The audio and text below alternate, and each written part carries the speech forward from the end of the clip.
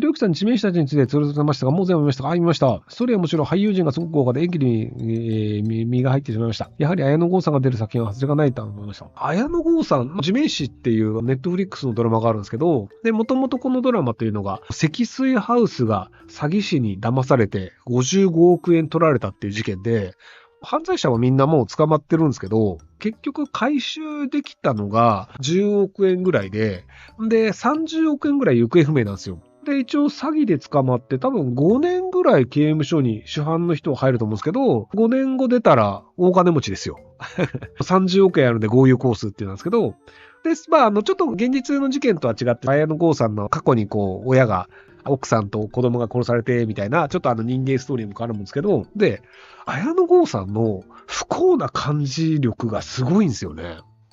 不幸な感じのキャラではあるんですけど、別に不幸であるというセリフを吐いてるわけでもなく、普通にしてる時にも不幸そうな感が超出てるんですよ。普通に道を歩いていたりとか、打ち合わせをしてる時とかでも、不幸な感じ感が出てるんですよ。目つきなのか、立ち居振る舞いなのか、不幸感が滲み出てるんですよ。すげえなーと思って、不幸せそうなね、感じの顔がね、すごい出てるんですよ。それがなんなのか、わかんないんですけど、でも、多分、綾野剛さんが目の前で、あの感じで歩いてきたら、あ、この人不幸だなって僕も思っちゃうと思うんですよね。ガーシーのせいかもしれないですけど。演技力で出してると思うんですよね。節目がちで目を合わせないとかであれば不幸そうがあるんですけど、前向いて喋ってる絵とかでも不幸そうな感があるんですよ。っていうので割と面白いんですけど、あとはリリー・フランキーさんが出てきて、ちょっとネタバレしていいですか？右手を上げたらネタバレ終わるので、ネタバレ嫌な人は右手上げるまで待っててもらいたいんですけど、日本のドラマとかの場合って、いろんな俳優出て、こんな俳優出ますよっていう形で視聴率を上げるっていうのをやるんですけど、で、もちろん地面師も豪華俳優は出るんですよ。で、ただ、テレビドラマの場合は、その豪華俳優が死んでしまうと、もうファンは見なくなるじゃないですか。なので、豪華俳優死なないの法則っていうのが、テレビドラマとかには起こり得るんですよ。ところが、ネットフリックスの場合って、いい作品を出そうっていうところがメインにあるので、なので、特定の人のファンの人にずっと見てもらう必要がないので、結構、豪華ゲスト死ぬんですよ。で、僕は、このシーンのこの殺し方は、実は生きてましたっていう感じで殺してんのかなっていう。テレビだったら、とはいえこれ、実は生きてましたっていう感じで後でくるんだろうなと思ったら、もう次のシーン、お葬式のシーンなんですよ。死んどるかなっていう。あ、もう、ここでこんな簡単に殺しますみたいな。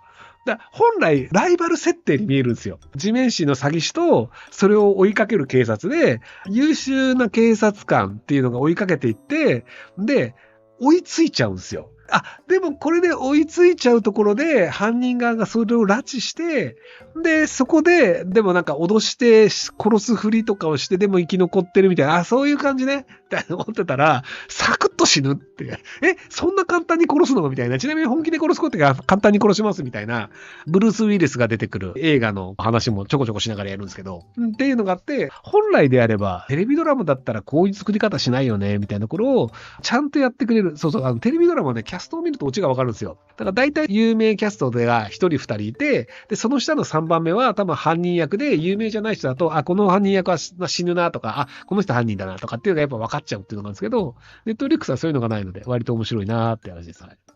はい、ダイハードでした。はい。ダイハードの1で悪役の人がビルから落ちて死ぬっていうシーンがあって、落ちた瞬間にすごい驚いてびっくりして落ちるというシーンがあるんですけど、で、あれが迫真の演技だよねって言われるんですけど、あれ迫真の演技じゃないっていうのが結構映画業界で有名で、1、2の3で落とすからねっていう時に、1、2、って落とすっていうの、マジかよっていうので、びっくりしてる顔なんですよ。っていうので、映画業界では有名な演出なんですけど、その演出の話も地面師の中で出てくるんですけど、はい。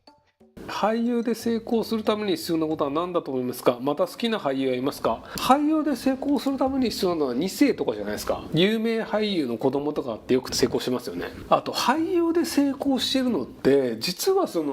イケメンってそんなに重要じゃないんですよね。阿部寛さんって今俳優として売れてますけど、あの人って俳優始めた頃って全然売れてなかったんですよね。イケメンではあったけど演技ができないっていうので、塚なんとかさんの劇団に入って、でイケメンであるということをまず捨てて、ひたすら演技をするの練習をするっていうのをやって、で今演技力が高いっていうので割と評価を受けるようになったので、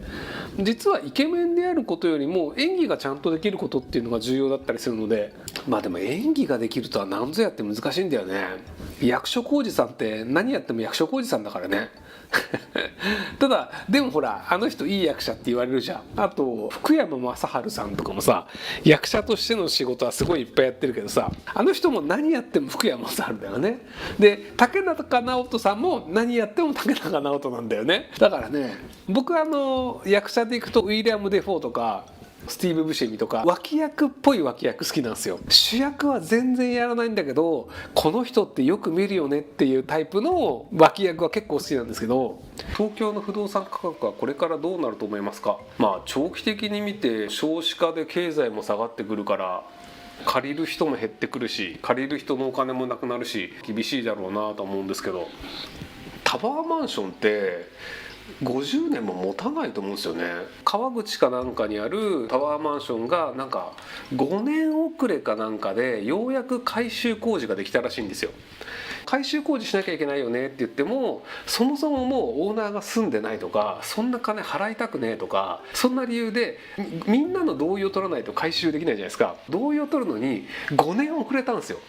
で川口の方はまだマシらしくて、川口のタワマンに住もうと思ってる人って少なくとも川口に住もうと思ってる人なんですよ。でもその都会にある、例えばじゃあその晴海にあるタワーマンションですとかになると、オーナーはそれは買ったけど誰かに貸したり転売するために持ってるだけで住む気はねえみたいな場合って連絡つかなかったりするんですよね。改修費用を、じゃあ例えば住んでたんだったらあと何十年も住むから、じゃあ工事する費用を払わなきゃねって分かるんだけど、住んでない人だともうさっさと転売したいから改修工事なんかまあお金払わないんだったらしてくれるのはいいけど、お金払ってまで改修工事はする気はないっすっていう人もいるのよ。要はもう1年以内に売れるんだったらすぐ売りたいから、あと10年間住めるような工事みたいなためにお金を払う気ありませんよみたいなっていうのがあって、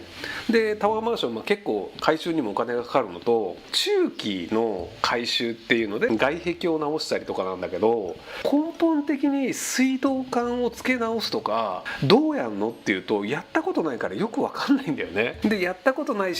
そんなでかいタワーマンションっていうのの改修をした企業もないし、いくらかかるか分かんないし、なのでまずやりたくないっていう、メンテナンスする会社をね、なのでいくらかかるか分からないけどでもやらないと住めないよねっていう状態で、お金ある人たちばっかり住んでるタワマンだったらなんとかなると思うんだけど、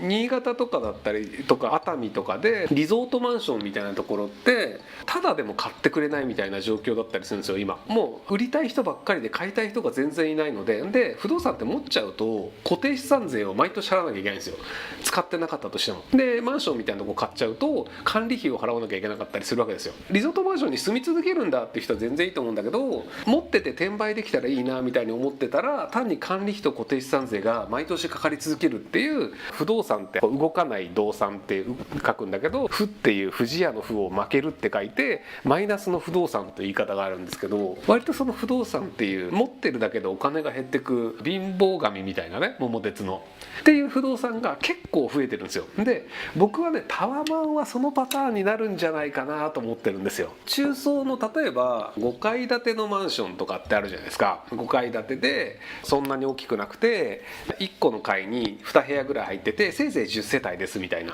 でああいうマンションってぶっちゃけ金持ちだったら1棟丸ごと買っちゃって建て直すとかっていうのができるんですよ。改修自体をもう諦めてしまうと。なのでもう安くなるんだったら全部買って俺が建て直して新築のマンションにするぜっていうので儲けるっていう手段があるんですけど、でこれがなんでできるかっていうと、もともと容積率っていうのがあって、例えばじゃあその 100m100m の面積の土地がありました。でそれは 400% まで建物作っていいですよっていう法律があったとすると、地区によって容積率って違うんだけど、そうすると 400% だから4階建てのマンションまで作れるのよ。ってことはでこれが昔でタワーマンションとかって面積に対しての上の容積めちゃくちゃ高いじゃん。なので地域によっては昔400% だったんだけど今容積率 1200% みたいな土地があるんだよ。そうすると4階建てのマンションを買ってぶっ壊して12階建てを建てると要は3倍儲かるわけですよ。なので昔ながらのちっちゃいマンションっていうのは誰ももう改修もしたくないですとか誰も買ってくれませんってなると丸ごと買ってやるぜっていう金持ちが出るんだけどタワーマンションは無理でしょっていうことで東京の不動産はやばいんじゃないかなっていう話がちょっと長くなりました。はい、すいません。ご視聴ありがとうございます。今回の動画はこちらからの切り抜きになります。